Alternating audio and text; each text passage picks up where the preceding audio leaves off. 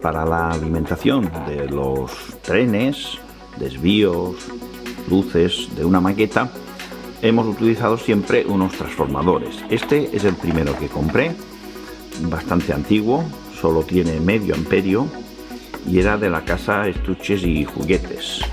Bueno, si miramos la plaquita vemos que este funciona a 125, fácilmente llegamos al tope de consumo, por lo que hoy en día nos resulta poco efectivo por el tamaño que tenían, eran bastante voluminosos y su amperaje no era muy elevado.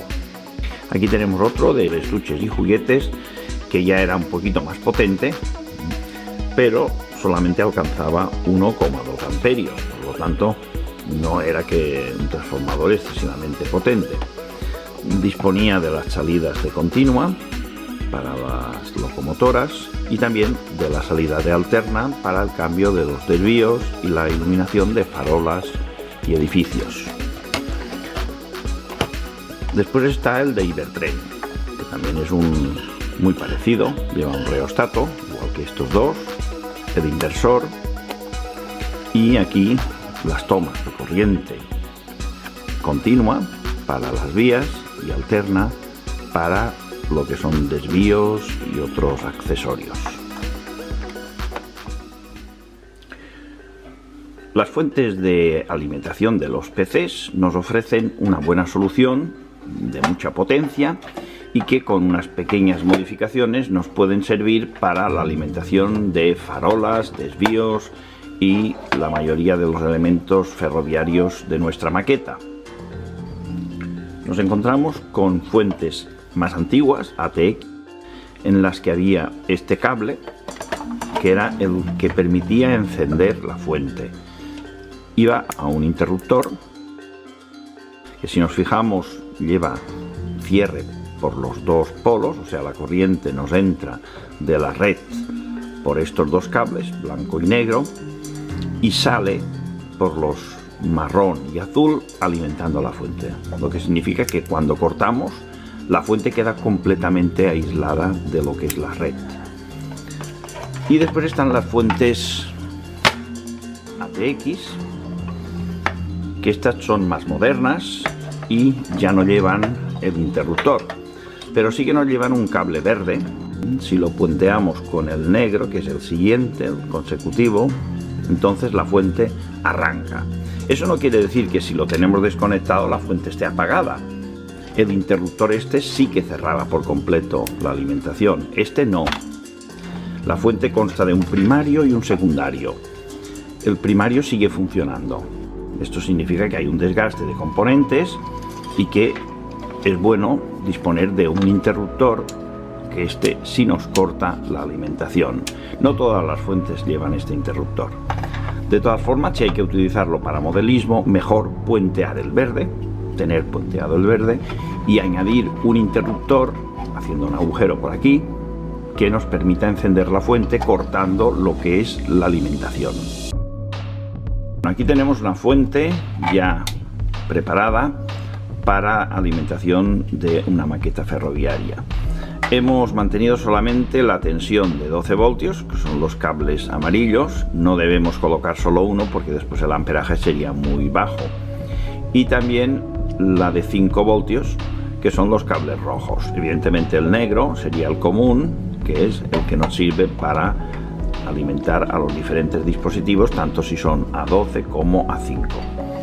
La fuente dispone de 17 amperios.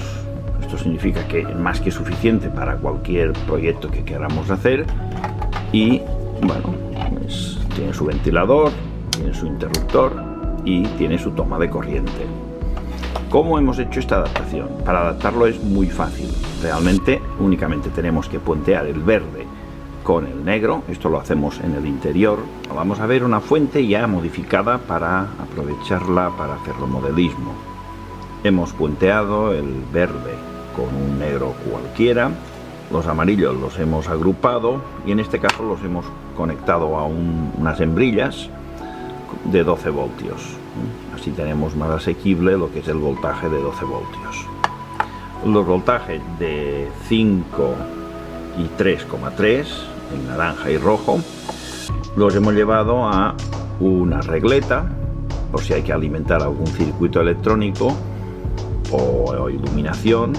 Tenemos aquí los voltajes de 5 voltios y de 3,3. Y después tenemos el interruptor general que cierra y abre la fuente.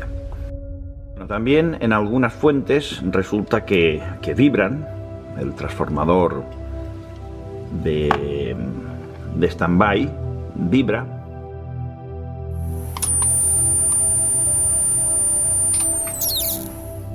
Y lo que hemos hecho ha sido aislarlo o cubrirlo todo de silicona con una pistola caliente, y de esta forma evitamos que se produzca la vibración.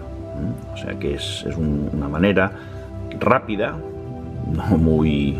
de hecho como una especie de cajita de cartón, en este caso de plástico, y rellenado todo con silicona caliente.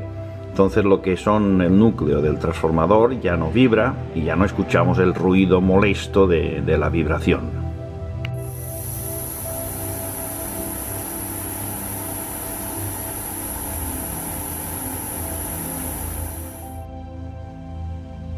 Vale, veamos dónde van los cables verde, que es el power on, y el violeta, que es el cable de standby.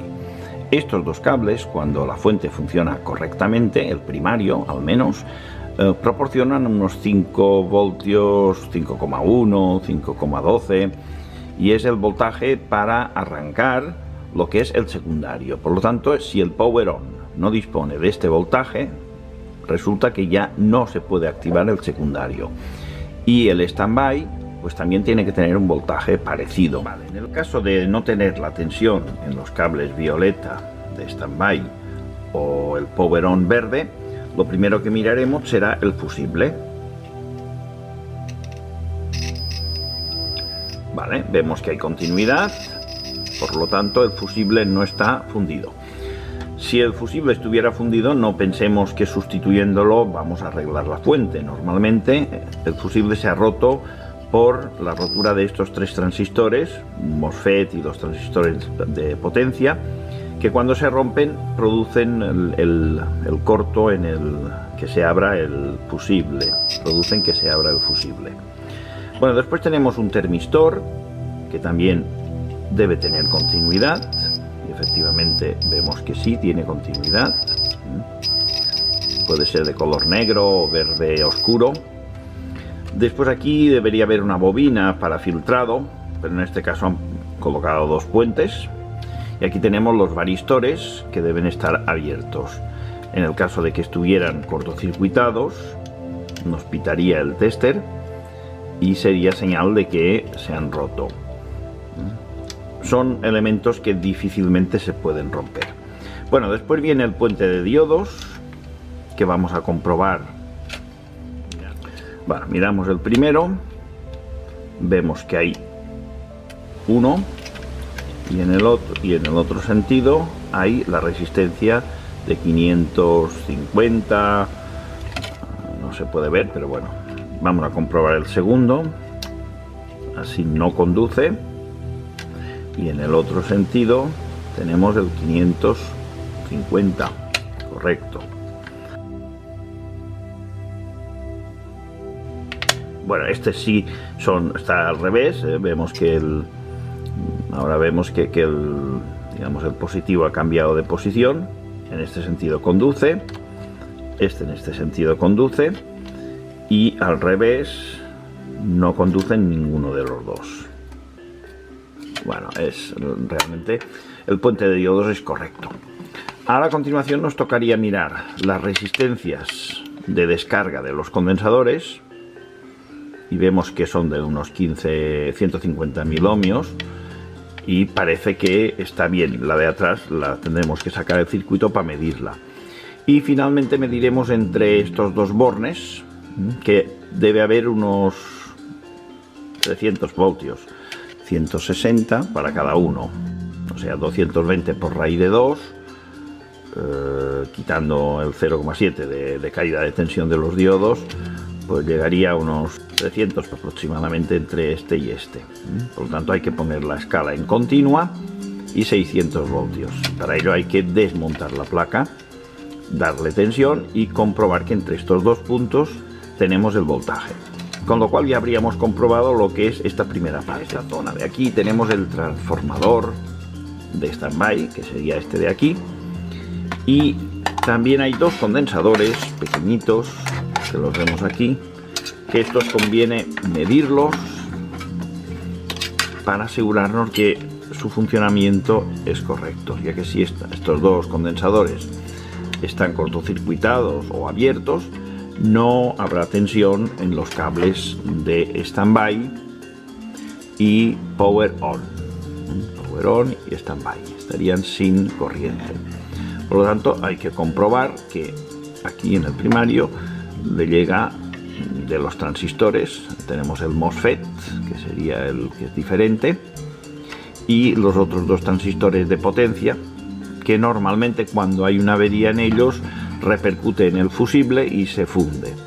Eso no quiere decir que esté bien, hay que comprobarlos, hay que sacar la placa y comprobarlos. Con esto tendríamos un poco comprobado lo que es el primario, que es la parte que más se perjudica y la parte que fácilmente podemos reconocer y cambiar algún elemento si es que se ha estropeado.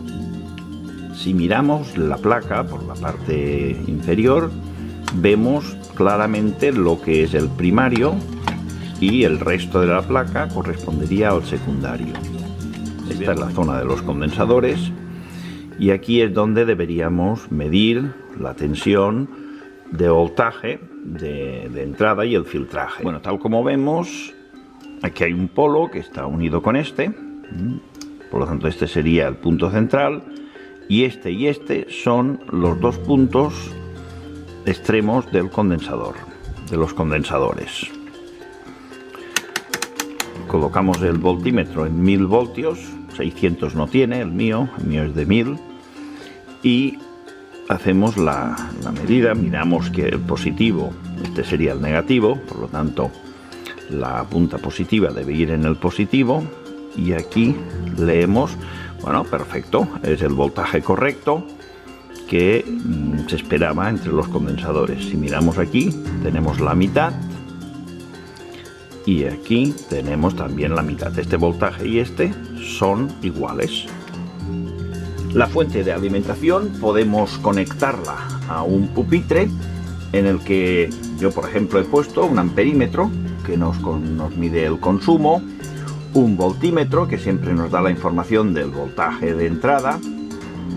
Yo tengo aquí lo que es un panel en el que se ven perfectamente los desvíos, si están en rojo o en verde. Aquí podemos cambiar el desvío. Ahora estoy poniendo los desvíos en rojo, este desvío de aquí, y también estos dos interruptores centrales que dan corriente a estas vías. Si tenemos la luz encendida significa que esta vía tiene corriente, y si este está encendido, esta vía también tiene corriente. Por lo tanto es un poquito lo que sería el esquema de desvíos. Este pulsador es el que hace efectivos los cambios. Esto es lo más importante, que son los reguladores de velocidad, que son por pulsos, con lo cual el tren conseguimos que cuando va lento tenga suficiente fuerza para que no se quede parado. Serían y el cambio de sentido, hacia adelante, hacia atrás, hacia adelante, y en medio un punto en el que el tren queda sin alimentación. Aunque tengamos esto a cero, si tenemos levantado, tenemos corriente en las vías, pulsante, pero tenemos corriente. Si vamos subiendo, vemos que el LED se ilumina un poquito más, pero no hay una gran diferencia. En cambio el tren, la locomotora, aumentará su velocidad. Esto sería para los sonidos. Este también sería para los sonidos, que hay dentro unos integrados. Bueno, vamos a ver la parte interior. Estas dos placas son las placas que nos regulan la velocidad de los trenes. Yo tengo dos para las dos zonas y tienen una entrada y una salida. Las entradas van puenteadas y las salidas van cada una a una vía. En este caso es muy importante, en las entradas sobre todo, mirar la polaridad, ya que si invirtiéramos el positivo y lo cambiáramos por el negativo, se fundiría lo que es la placa controladora. La salida va al inversor, que es un conmutador de 2 posiciones y una central, que ya hemos visto desde arriba. Aquí tenemos el otro conmutador. Yo les he puesto un LED que nos pone en rojo cuando va hacia adelante y en verde cuando va hacia atrás, o al revés si queremos. Esto sería el controlador de sonidos, que nos hace diferentes sonidos según vayamos pulsando los botones. Y bueno, este sería un poquito toda la parte interior del pupitre. Hay muchas conexiones para las puentes de los desvíos. Tenemos los 2 altavoces, que son los que hacen los sonidos.